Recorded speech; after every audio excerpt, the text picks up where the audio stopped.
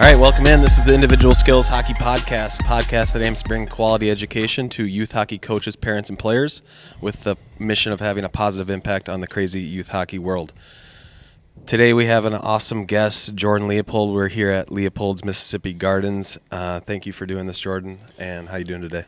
I'm doing great, but I hear you talk about crazy hockey parents and this. I said the crazy youth hockey world. Yeah, okay, youth hockey world, but we'll just say it's crazy hockey kids and parents. But no, it's funny you say individual skills. I mean, that just brings back a lot of memories right there. Right. You know, with old Ricky Beckfeld and Duke, and I used to work with those guys when I was in high school and in college. That started up in '95, and what you were. Yeah, still in high school? I would be a sophomore back in '95. Okay, so I wanted to go way back. That's kind of how I usually start things. Is obviously grew up in Robbinsdale. Well, I grew up in Golden Valley. Okay, Golden Valley. Everybody thinks Robbinsdale, Plymouth, whatever it is, because Armstrong. I graduated from Armstrong High School, so it's perceived that we're all from Robbinsdale because it's Robbinsdale Armstrong or Robbinsdale Cooper. But actually, it's either you're a Golden Valley kid, you're a Plymouth kid, you're a Crystal kid, Robbinsdale, or New Hope. That's what it comes down to. Okay. So growing up, playing hockey there, obviously, I was told by several different people to get on the podcast as soon as possible to ask about Armstrong Cooper days. Oh, yeah. So why don't you just take us through what that is and how special it was for you kids and what it was all about? Well, we talk about, Robbinsdale. We have two high schools and, at the time, two youth hockey associations within our cities. And we shared the same rink. We shared New Hope Ice Arena. We had one sheet. Now there's two sheets. But at the time, we shared that rink, and there was quite a rivalry because we both skated there. Cooper's banners were over here. Armstrong's banners were over here. I would like to think that Armstrong was the more prolific program of the two. But when we had Armstrong Cooper Day, it was a very unique situation where starting at 7:30 a.m., we had all of our teams throughout the youth playing each other on that entire day, and then cap off the night where varsities would line up against each other. So we were able to use that one sheet and fit all these games in, and the whole day was telecast on community television, and it was like if you were a hockey player, you're like, oh my gosh, I'm on TV. And this is all different levels, or just like the top level teams? Every level. Okay. Every level this is the day when we didn't have, 3 B2 teams and that. We just had a team and a B team, and that was it for every level. But we all played each other, and Cooper had the same thing on the other side. So it was a special day, and I don't think. Well, Cooper won a few games during the day, but not very many. I know I can't say they ever beat us in high school on a Cooper Armstrong day, but it was sight to be seen. I mean, I guess the closest thing you can look at is maybe like a War Road Roseau type deal, but they don't share the same rink. We shared the same rink. I don't know who else would have done that. Maybe some Minneapolis schools. Yeah, I mean, and we chatted a little bit before we started here how that type of thing doesn't exist anymore. But I think there's there's an opportunity to do something cool with rivalries like that. I mean, I'm thinking, why can't Wayzata Edina play all their youth teams before we play? I bring it up just so it's something that happened in the past that doesn't exist anymore. But I think we could revive something similar to it. Edina has 3 rinks. Yeah. Well, 4 rinks if you consider the outdoor one, and Plymouth has 4 rinks. I mean, it would only make sense. And you look at it back when I played high school hockey, okay, we had Cooper and Armstrong at New Hope Ice Arena, and then in 1998, we actually went over to Plymouth Ice Center for a year, and I think we flip-flopped between New Hope and Plymouth for many years, and then Wayzata finally took Plymouth Ice Arena over because they had the old high school rink. Yes. I went through that. So I graduated in 2012, and I only had 2 years in the varsity locker room at Pick because the girls would take every other year. The girls would take our locker room, and then Armstrong had the other had the girls locker room now. Yeah. So. Yeah, how times have changed. Is that funny? It's really funny. And then New Hope puts, their other rink, and they start girls programs, and Cooper's, they merge and all this. I mean, hockey has really changed. The demographics have changed within the city structure of where New Hope actually sits. And I think it's obviously it's because people are moving in more of the outskirts of the metro area, so you kind of lose that tight-knit community feel. But like I said, I bring it up because I think there's opportunities to do stuff like it. Yep. And No, I think there is. You just have to be creative and have some willing people to help organize it. Yeah. We're lucky enough to have some good leaders within our community and put that together, even including our cable network, Cable 12 at the time. They're still there, but they were a good partner with that, and they kind of drove that because us as kids, there wasn't social media back then. So if you got on Cable 12, it was a big deal. It was I got on TV. Yeah, all right. And I still have the videotapes. We all do. It was a great day, and I think a lot of us really enjoyed it. And I think marketability, it's a good thing to create those rivalries, but I think for the kids, they get more of a kick out of it than anything. Yeah, awesome. Okay, fast forward a little bit. You start playing high school hockey. Did you play as a freshman at Armstrong? Nope. I played 3 years of Pee Wees. I played 1 year Bantam. I went through an age change with USA Hockey. I played 1 year Bantam, and then I went to high school my sophomore year. Okay. Obviously, I'm assuming you had a successful year because you were asked to go to Ann Arbor in the National Development Program. And I believe I'm correct in saying that you were part of that first recruiting class, if you want to say that, of the program. You consider it an inaugural season, yes. Inaugural season, okay. So how it went is, I graduated from so-called Bantams. Got up to high school in 10th grade, like a lot of kids do now. Played my 10th grade year. And then in my that summer between 10th and 11th grade, got some opportunities to travel with USA Hockey and go overseas and be on national teams and do some of that. Then my junior year,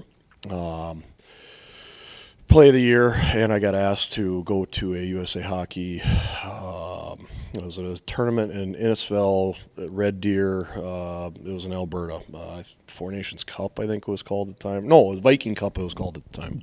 But now it's something else. It's Four Nations or so you're 16. You're 16 years old. 16, 17, under 17, I think it was at the time. So we went there, represented the USA. We probably had about 10 of us Minnesota kids out of high school hockey that took a 2-week hiatus from high school hockey and went there and played and had a great experience. Really did. But it was the second time I had a little taste of the highest levels. Left high school hockey, played in that tournament, and at the end of the tournament, USA Hockey came to us with a pitch. And it's the pitch, I mean, at the time, I live in Minnesota. I mean, I'm not leaving. Why would I ever leave the greatest hockey state in the country to go play so-called higher-end hockey? It was not even thought of back in 1997. It was or 96 at the time they pitched us. So right away, they just extended the offer and said, this is what we're doing. It's grassroots. We don't have a lot of information, but we know where the direction we want to go. And I don't think one player committed walking out of there. They all went, we'll think about it.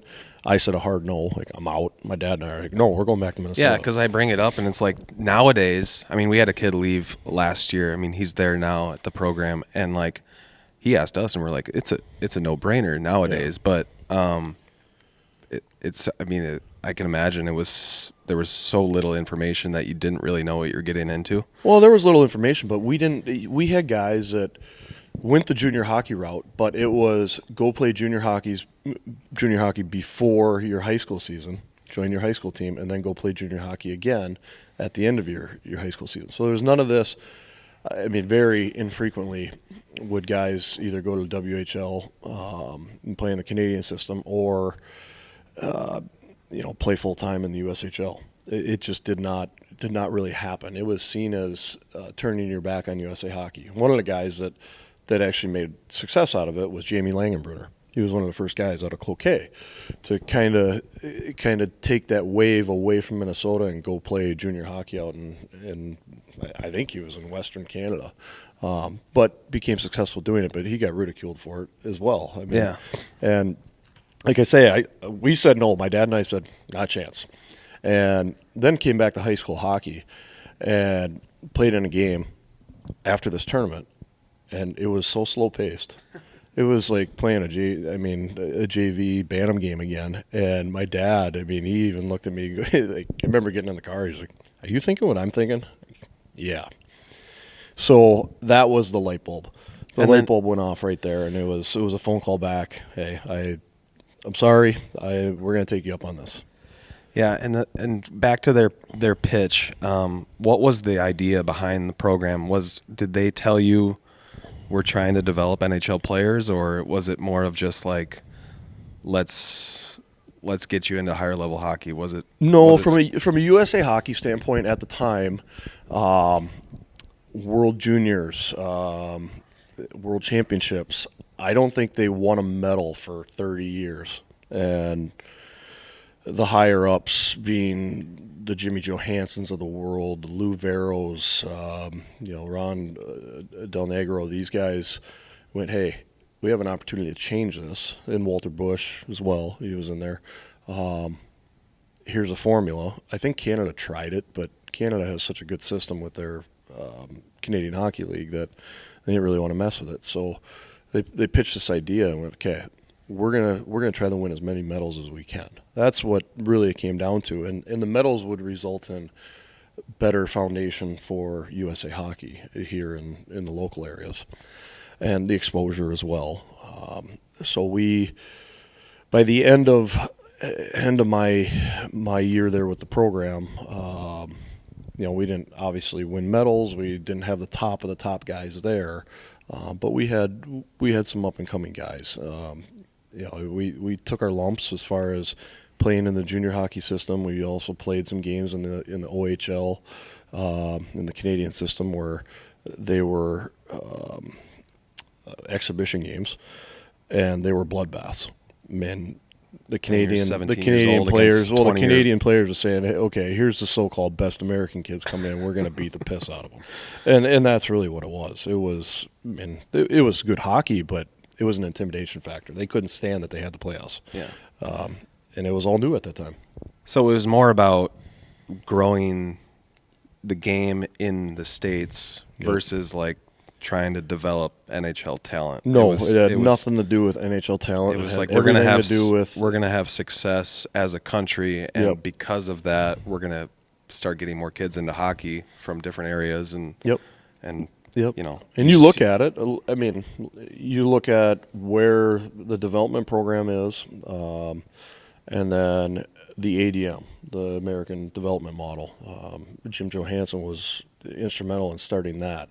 And at the time, it was like, okay, what are we doing? We're teaching out of a textbook. Come on, like seriously. And when you come from Minnesota, even now, I'm a little biased. It's like, okay, I don't need to teach out of a textbook. I'm from Minnesota. My goodness, this is Hockey Central. But there's some education to be learned and all that. And really what it did was it allowed parents that had no idea what they were doing in the sport of hockey, that maybe played other sports, whatever. Now they can coach hockey in areas that haven't seen hockey. The St. Louis's of the world, the LAs, the Phoenixes, and all these areas, North Carolinas, Floridas, all this. Now you don't have to be super uncomfortable. You can actually go out there and maybe teach. Yes, it's out of a textbook, but at least the fundamentals are there. And we're seeing that. You look at Austin Matthews. You look at Nyes from Minnesota. I mean, these guys they're from all over the country. I mean, they're just popping up. And some kids are, implants from former players like myself, where they're stuck in Florida playing for the Lightning or the Panthers, and their kids are now coming through the system too. But still, there's an influence there and an impact that all those people have made. And the ADM model, as far as puck touches and a fluent practice, stations, it was just never perceived back in the 90s, and then we implement that in the early 2000s, and look where USA Hockey is. With the development program and the ADM, it's completely changed the game for our country as far as where we are as a so-called powerhouse in the world. And really, the first eye-opening event for the modern day was probably what was it? Was it the World Cup? The World Cup of hockey? World Cup hockey '98. Yeah, 98 when, Yep. you got Hull, you got Chelios, you got all these guys. They were young before their prime. They go down and beat Canada to win that tournament, and it was like, whoa, we can be good. And it was eye-opening. I think all those guys took that in and kind of steered a new direction for USA hockey, and those guys paved the way. That's a really fascinating story about kind of like a group of kids. I mean, your group of kids setting the foundation for all that stuff. But wanted to move forward. You obviously committed to the U. Was that a tough decision, or were you always? That's a no-brainer. Yeah, I know. That's a I figured. no-brainer. Nope. I mean, I had being a Minnesota kid at the time. The North Stars left when I was 11 years old, and all you had was Gopher hockey, especially in town and in the state. So that was the big ticket. And you watch Gopher hockey on MSC or I don't even know what it was before that. Well, actually, it was probably on local TV. But you watch that, and those were the guys you emulated. Like the Crowleys, the Bonnens, Trebles, Kraft. It's for me. Larry Olam was a great player growing up. Probably one of my idols with the Gophers, just because he played forward and D. He just was a utilitarian man where he could just play any position. I was surprised he didn't play goalie. And now I get to know these guys after hockey, and they're the salt of the earth, great guys. But no, wearing the maroon and gold, there was never a question. I mean, I got letters back in the day. You used to get recruiting letters. Got many letters, but didn't really need to respond to a lot of them because I knew the university was interested right off the bat, and kind of went there. The only other visit I took was St. Cloud, and that was it. I mean, and that was proximity. That was maybe if this doesn't work out, got to have a backup plan. Awesome. And I mean, I can speak to that too. Growing up, I mean, to be honest, you were one of my idols. Just the Wild were there when I was 7, but like they weren't like good yet, and we didn't know what was going on. So Gopher hockey was the ticket in town, definitely. So, well, we got lucky. I mean, I and my classmates and all that, the guys that played early 2000s, late 90s, really benefited from, and college hockey for whatever purposes, benefited from the North Stars being gone, because it brought more teams to Minnesota. It brought more attention. We didn't have that NHL influence, so now you start getting the Bemidjis of the world, some Mankato's. Even St. Cloud started to raise their game at that time, and it changed the landscape of that hockey too. And it seems at this point it's almost saturated at all levels because there's so much hockey here. And I have a family. I get to maybe 2 Gopher games a year, maybe 1 Wild game. I mean, when I was a kid, I used to try to get to all of them. It's just because as a society, we're just so busy. I know. We're so busy. I mean, this podcast, for instance, like this wasn't possible many years ago. And kids are always busy. They're always busy. You can watch it, stream it. You don't have to go to it anymore. Yeah, so you go into the U, you play for Coach Woog, and then he ends his time coaching. So I wanted to ask you about kind of the process of like having a new coach. There's some players that are listening to this, I'm sure, that are high school players that have turnover in coaching. So just talk a little bit about having one coach and then having a different one during your college years. Well, I have a lot of experience with different coaches. I consider myself a coach killer. Just because it seemed like wherever I went, the coach got fired. And having Coach Woog, growing up in the 80s, 90s, he was Gopher hockey. I mean, he was that guy that was up here, and you went Gopher hockey, Doug Woog, that is Gopher hockey. And when I got the phone call from Coach Woog, it's like, this is where I want to be. Yeah. And yes, he was at the end of his so-called career at Minnesota, and the way he went out wasn't favorable, I don't think, for anybody, but it was time for a change. And we got that change. It took a bunch of seniors, juniors at the time, to speak up and say they'd like the program to go in a different direction. And I think it obviously, a few years later, it benefited everybody with us winning 2 national championships. But I can't say enough good things about the guy. I can't. And I know guys that played for him in the past, there's tension, there's animosity, but there's that with any coach. Yeah. It doesn't matter. We laugh and giggle about it, going, okay, how many coaches did you play for that you really liked? Well, if you liked them, they probably didn't push you hard enough. And if you didn't like them, there's a reason you didn't like them, because they were pushing you. So the kids that are out there watching and the parents that are watching, you have to understand that coaching is a very intricate, calculated dynamic where you're trying to get the most, try to squeeze the most out of every player. And every player is different. And as a coach, that's our job to figure out how to squeeze that out of the kids and how to get it. Some kids need to be hard on. Some kids need to lighten up and be goofy around. It's just, you got to read the room. And for some of the guys, I didn't like getting pushed, but the best coaches I ever had were the guys that I hated. I hated. Greg Cronin was one of my coaches out at the development program. He was so hard on us. He came from Maine, and they had Korea and Peller and these guys. They were on top of the world, and they were really, really good. And they're nasty. They played with an edge. And then he comes to the development program and took a job with us to teach us 17-year-old kids. And it was like, whoa, this guy is going to kill us. He's going to kill us. But talking to him now, I understand why he was that way. He was pushing us to the brink, and it was hard. We were all young kids, moved away from home, and trying to navigate our way and stay out of trouble, to calculate school, travel, all this stuff. And here we have a hard-ass coach. Hell, it was the first hard-ass coach I had, but it wasn't the last. Right. So moving forward, obviously you make the decision to stay your senior year at the U. I guess I'm assuming, but you had an opportunity to go pro. I don't know. You can tell me at what point, after your sophomore, junior, how did that process go? My freshman year with Woog played out well. I was probably number 1 defenseman at the time, even as a freshman. The sophomore year with Lucia, brand new coach, worked in trying to find a rhythm. Had a decent year, not like light shining, but my junior year I broke out and ended up having, I think, the most points for a defenseman in college hockey, and really kind of defined what kind of player I want to be, and found a groove, found an act, started to understand what it would take to get to that next level.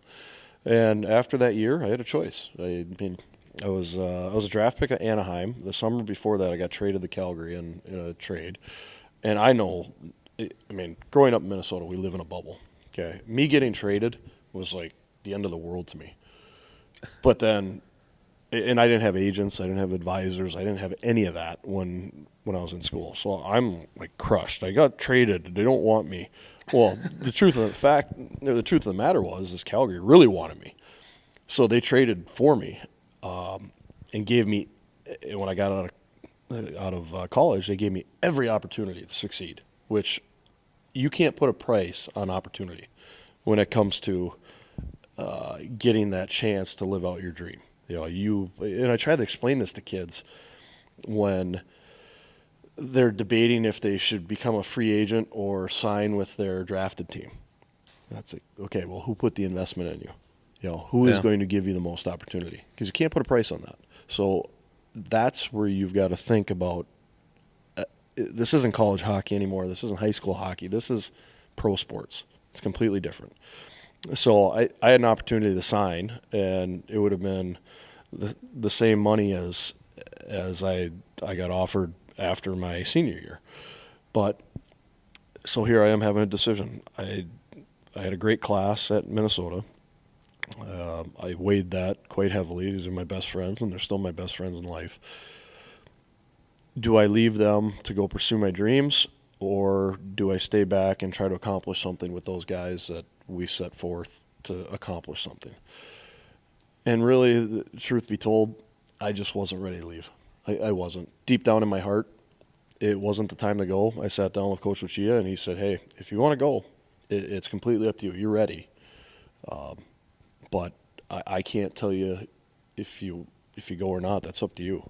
There was no pressure. Yeah, either ready hockey wise, but sounds like maybe not. Not mentally, but what sealed the deal for me was Craig Button was my GM in Calgary at the time, and I had a couple phone calls, conversations with him. And my draft year was in 1998. He worked for Dallas at the time. And you go through these interviews with all these different scouts, these different GMs, assistant GMs, whoever wants to interview.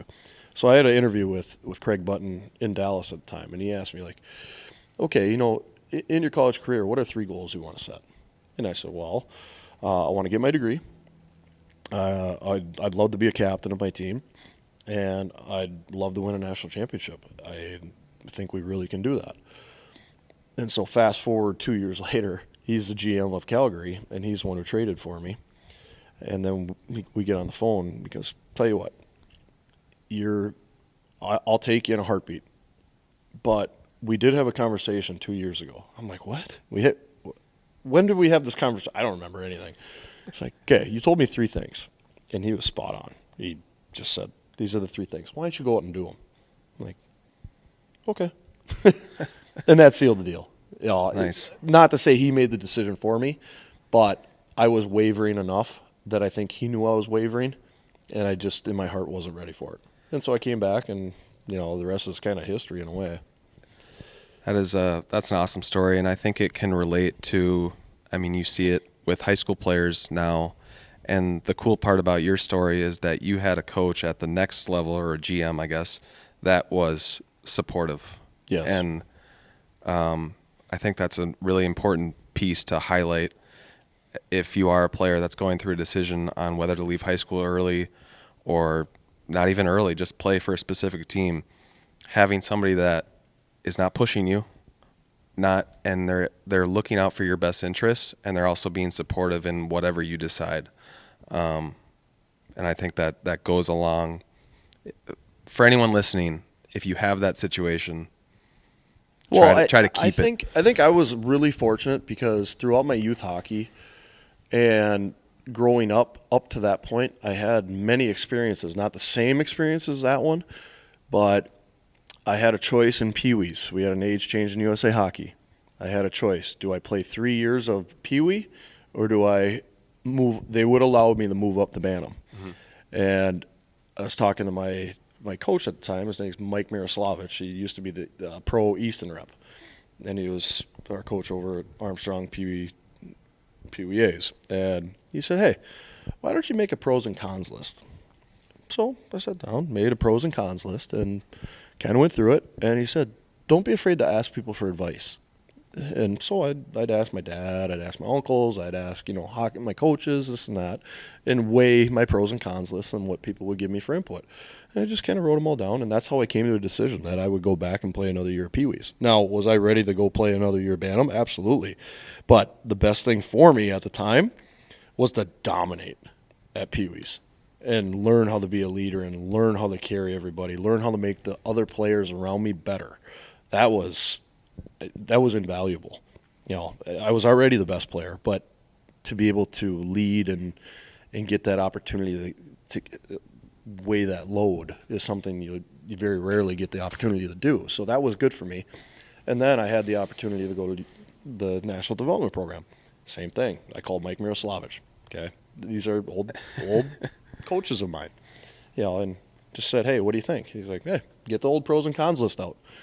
Let's start doing some research. Okay. So you start asking people. I started asking my baseball coach. I started asking all these people. It was just people that I respected. It wasn't necessarily always hockey people. It was just they knew the situation. I came from a split home. Home wasn't great, but my love of hockey was there, and people could. I guess I didn't really realize how talented I was because I'm just living it. I'm like just living a dream of being a kid. But these people saw something in me.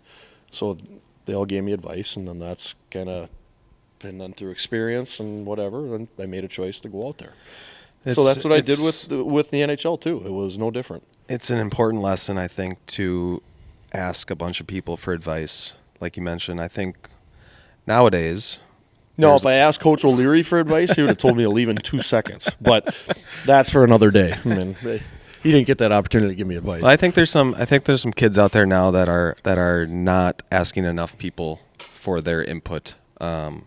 With the rise of advisors or agents when you turn pro, it's like ask your high school coach, ask your old Pee Wee coach that knows you inside and out, knows your personality. It's more than a hockey decision, and maybe somebody from your past or your baseball coach knows that you're not mature enough yet to leave. So yeah, and I think a big thing for parents especially is there are a lot of outside influences now, and I see this with my son. There are representation, there's skills coaches, there's mental coaches, there's mouth guard coaches. I mean, there's a coach for everything nowadays. And if you open up your wallet, you can have all that. That's fine. But really, what's the angle? You have to think backwards. What's the angle on all these people that are trying to surround yourselves with higher-end talent at a young level? I've seen that higher-end talent just fizzle. We've had greatest players in Minnesota that you thought would have been Wayne Gretzky that never turned out to be that Wayne Gretzky. They were good hockey players, but they just never went to that next level. And we didn't have representation. We didn't have all that stuff at our disposal. Now there's so much pressure. We have, and I coach at Andover High School, and we coach against each other, but we got a kid that's highly touted, and the development program's interested in him, and he already has an advisor. It's like, how do you have an advisor when you're 15 years old and can't even drive a car? And trying to tell kids what to do and this and that. I mean, I think that's a family decision. I don't think that's... Well, it's a family decision, but also on your bench, you have a guy that was one of the first people to go. So, yeah, maybe... They don't even know that. That's the funny part. They don't know that. They weren't even know born after they listen to this. They weren't even born back then. And up in Andover, okay, so you talk about resources. I'm there. There's a former coach, Barda. He played at St. Cloud. We got Kel Dukowski. He's a former UMD Bulldog. And then you got Coach Manny, who used to fly Air Force One. And he played at Air Force. But this is a long time ago. But he's one of the most calculated, thoughtful people. I mean, I call him a governor because he just knows everybody, and he hates when I call him that. But he really, he will stop, pause, and think before he answers a question, where it's not always impulsive with him. But I think that comes with his training of what he did, preparation, all that, and working with people. He's amazing. I mean, I would use him as a resource any day, and I think a lot of these guys that have came through the program up in Andover do. He keeps in touch with all these guys that are still playing. Yeah. And I think they use him as a sounding board, and kids should do that. That's why we're here.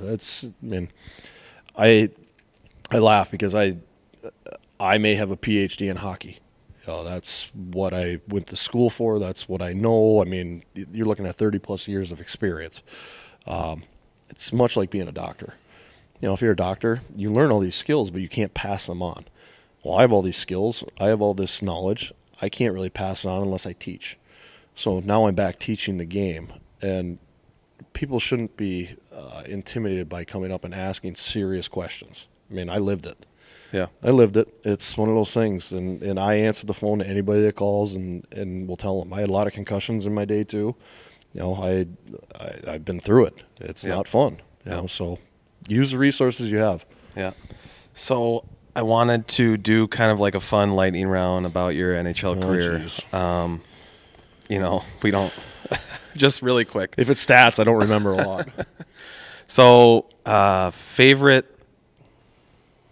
rink, favorite arena to play in? I think just because of the history, Madison Square Garden. Okay. I'm not a big New York City guy at all. I mean, I would rather be out on acreage, which that's where I live now, away from people and just kind of minding my own and, as my wife says, putzing around. But no, Madison Square Gardens, you walk in the Madison Square Gardens, it actually brings back memories for me because when you look up at the ceiling, it is the same exact ceiling as the old St. Paul Civic Center. So high school hockey used to run out of the St. Paul Civic Center, and that was the place to play, the clear boards, all that stuff. You weren't even born then either. But to walk into Madison Square Gardens, and here's a fun fact. Madison Square Gardens is actually on the 5th floor of the terminal. There's a train station underneath. So when the trains come through, the place actually shakes. And you'll be in the locker room and feel a little vibration. And you're like, oh, my gosh, what is going on? So you have to walk up the ramp 5 stories or take an elevator, either or, and then you're at ice level. Well, you walk down the hallway, and they have the pictures of all the people that have played at Madison Square Gardens, either entertainment music, or sports or anything. So it's not intimidating, but it's like, wow, I've made it. And I think that's pretty cool. Awesome. Favorite city to travel to on a road trip? Nashville. No ifs, ands, or buts. I think this one's pretty self-explanatory. It's known as Nash Vegas. I will say this. When I was in Nashville, I just recently went back because my kid is a higher-end hockey player now at 14. But I went back last summer, and I haven't been there for 6-7 years. It has completely changed. It is so commercialized that it's not what it used to be. It used to be just a podunk little town. Yeah. And just walk into a bar, this and that. Well, now it's all commercialized. It's $15 beverages, and it's more and more maybe like $2 it's more and more beverages. like Vegas now. Well, yeah, it's more like Vegas, but it is one of my favorite road towns just because of the music. I love country music. Nice. Hardest player to play against, hardest player to defend for you? For me, a guy, Patrick Sharp, always had my number. I don't know why. He probably doesn't even know it. He probably doesn't know who the hell I am. But for some reason, Sharpie always had me. The guy that got under my skin a little bit, and we used to have battles, was Christopher Stieg. Remember that guy? Yep. Surprisingly, some of the guys I always enjoyed playing against Ovechkin. Because I don't know, I could read him like a book. I don't know what it was, but I mean, he'd bury more shots into my shin pads on that one timer on power plays. But it's just sometimes you can read that, sometimes you can't, and there's always a few guys. Duchesne was another guy that when he was young, somehow, some way, he turned me around once every game I played against him. I don't know why, but it happens. Awesome. Favorite teammate that you've ever had? Well, they'd probably always be backup goalies because the backup goalies are always loose and they're always joking around, having fun. Jamie McLennan was a funny guy. Brian Boucher, these guys you see on TV, like he's around. Patrick Lalime, another guy. Guy I still keep in touch with, Alex Petrangelo. Just because he's probably 10 years younger than me, but reminds me a lot of myself.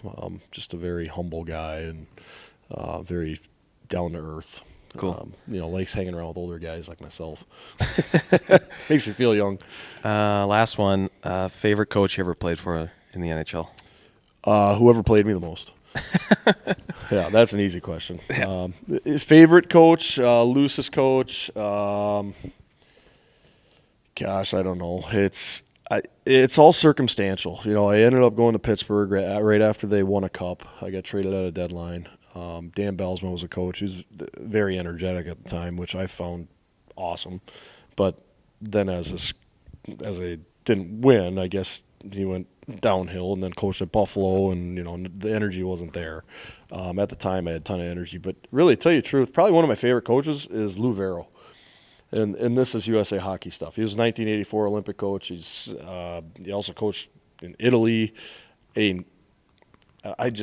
loved his thought of the game. He's not an X and O guy. He's just funny Lou. He just likes telling stories and doing whatever. But he'd always tell us defensemen, like, hey, if you make a mistake, that's why we have a goalie. And I use some of these lines that he used to say to the kids, and they look at me like I'm just insane. Like we used to look at Lou. But I appreciate that because that's really what hockey's about is, you have all these layers, you have all these guys, everybody has their job. Don't be afraid to make a mistake. And stuff like that can like break the tension too. Oh, and that was like Lou. if you say that if you said that last night in your game to a defenseman against Duluth East, it's like stuff like that. They just like laugh and then they can like refocus on their next shift. Well, you want to talk about last night? So last night we ended up having a couple D get hurt, so we're running light on D, and we're 14 seconds left in the game. They draw a penalty. We take a penalty, so we're killing a penalty, and my D are dying. A couple of them are actually like hurt. So I look at the sophomore kid that hasn't seen the ice all period. I said, "Hey, you're gonna play D." She's like, "Are you serious?" Like, "Yeah, I'm dead serious. Get out there right now." And Coach Manny's next to me, like, "What are you doing?" Like, he's going to play D. Okay. So we end up winning a draw. He almost gets a breakaway. Okay, I play in D as a forward. Almost gets a breakaway. Ends up turning the puck over at the red line, and they end up coming back and scoring on us with 0 seconds left. He is so pissed at me. Yeah, whatever. And our goalie coach, he's all pissed because the goalies are looking at stats. I don't care about stats. I care about the experience. I care about if we won. I care about, did we play a good game, timely saves, all this and that. I don't care about the stats. We focus way, way too much on the analytics of this stuff. There's so many things that go into analytics. Like plus minus is one of the best things we can talk about. I remember my rookie year. I played in Calgary. We were terrible. I mean, we won like 20 games, if that. Well, every time we pulled the goalie, you know who was on the ice? I was. Okay. They need to fix that rule. Like, why is that a minus? And you know what? I get a minus. So at the end of the year, I'm minus 15. And even my head coach is like, "You're dash 15." And then I tell them, okay, I'm a college kid. They look at you a little different back then if you're a college guy. But coach, if you think about it, I'm on the ice for 10 against. So I'm really like -5. And he's like, "You college guys, just." He looked at me like I was being a smart ass. I'm like, "No, that's just the truth. Like, think about that." So, I mean, this is why the analytics. And then, we have all these great tools at our disposal with Instat and these Speedos and people that would break down stuff. But who's breaking down all this information? Are they hockey people? I mean, who says what a shot on goal is? Who says what a what a block shot is? Who defines all this stuff? It's all circumstantial.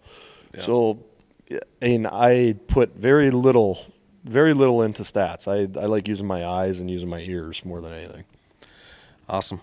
So last kind of area I wanted to talk about is obviously you're back into coaching. You mentioned before you coach your son a little bit after you retired in youth hockey, but this is your first year kind of doing it for real with the high school at Andover. Talk about why you decided to join the staff at Andover and what are your first impressions on getting back into coaching and the game? Well, I think when I first retired, 2015, I lived in Champlin, and I got involved with Champlin Park, kind of like you have. I was on the board. I was doing stuff, coming up with some new innovative ways, and we had some issues with our youth association. Tried to work through some of those, and then coach my kid, all the way from mites to basically peewee, and then. You talk about parents and all this stuff. It got to the point where I just it's not worth it. It's not. I mean, I could have kept coaching my kid. And I went, no, I'm done. I'll just go sit in the stands, and that's what I did. So I got an opportunity a few years back during COVID from my good buddy Grant Patolni, who I played with at Minnesota. He calls me up. He's the head coach at Northern Michigan. He goes, "Hey, Leo, what are you doing?" I'm like, "Well, what are you doing? I'm locked in my house. I don't know what you're doing." I'm like, "Well, I'm coaching hockey. We're still playing." He goes, "Hey, you want to come up and help out?" I'm like, "Well, what are you expecting?" Well, how about you come up once a month or whatever? I'm like, okay. So I got to go up to Northern Michigan. I was a volunteer coach, whatever it may be, and I got to be on the bench and kind of see and evolve and work with power play, penalty kill, some of this stuff, and just kind of be an advisor.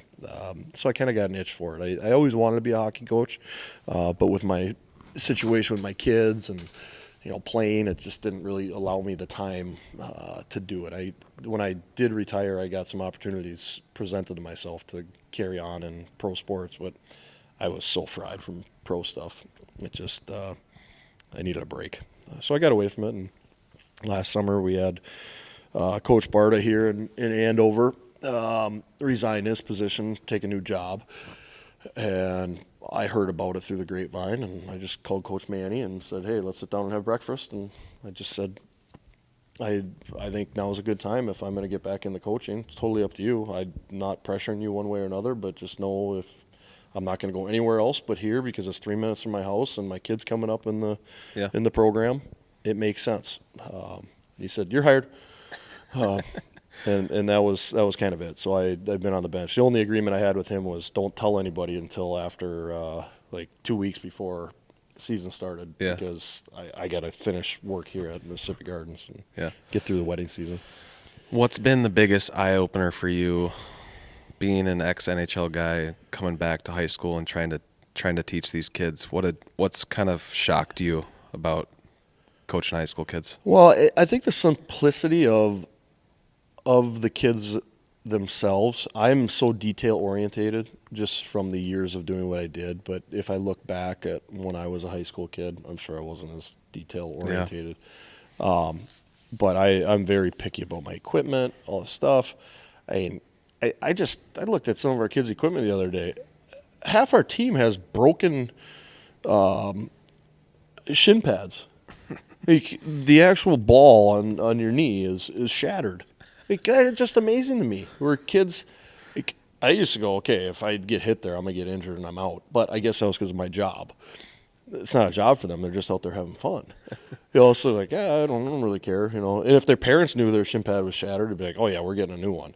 But the kid's like, whatever. It doesn't really matter. And that's the thing at the end of the day. They're going to go to school in the morning. They're going to come do what they love, which is play hockey for an hour or a couple hours every day and go back home. Go to school, talk to their buddies about the game or whatever, and just kind of live the high life. And, I got 2 years of that at Minnesota, but now what I mean is at high school. And then I went to National Development Program where everything got ramped up and was really serious. And, yes, high school hockey, I take the coaching seriously, but I also need to understand that these are kids, and we got to have some fun with them and kind of just relax. It's not as do or die as maybe they think at times and as parents think. And this is for 99% of these guys that I'm coaching right now. This is going to be the highest level they ever play, and they should walk out of this level going, "Hey, I enjoyed it." And really, that's all that matters. And you don't really always remember the stuff that happens on the ice. Like if you ask me about, World Juniors in Finland back in 1998, what would I tell you? Well, I'd tell you our team chaperone at the time played Santa for a team party and ended up getting in a verbal sparring match with the Finland Santa at the hotel, and it was like, what the heck's going on? I mean, that's the stuff I remember. I don't remember anything on ice. So, I guess what I'm trying to say is, the influence that I'm going to have on these kids, hopefully I make an impact on them off the ice and not so much on the ice. Yeah. Has it been difficult for you to, because you're such a high-level player and had such a successful career in hockey, has it been difficult to, do you expect kids to, get it faster and, you don't understand? I think like this. Yeah. And even I'm on the bench going, okay, he's going to run the puck. And it takes 5 seconds for the kids to understand the kid's going to run the puck. I can, it's just experience. And I can't teach that. It's something that I had just from experience and inherit through learning the game all those years. But you try to give the kids as minimal information as I can to give them success, to not confuse them. Yeah. And that's my learning curve. I have to figure out how to do that. And I'm still learning that. How much can the kids absorb versus am I overloading them? And I'm seeing that, but it's where's that balancing act? And you go through it too. I say we watch video. Well, I never watched video when I was in high school. So is video too much for these kids? I don't know. is it too little? Do they want it? Do they not want it?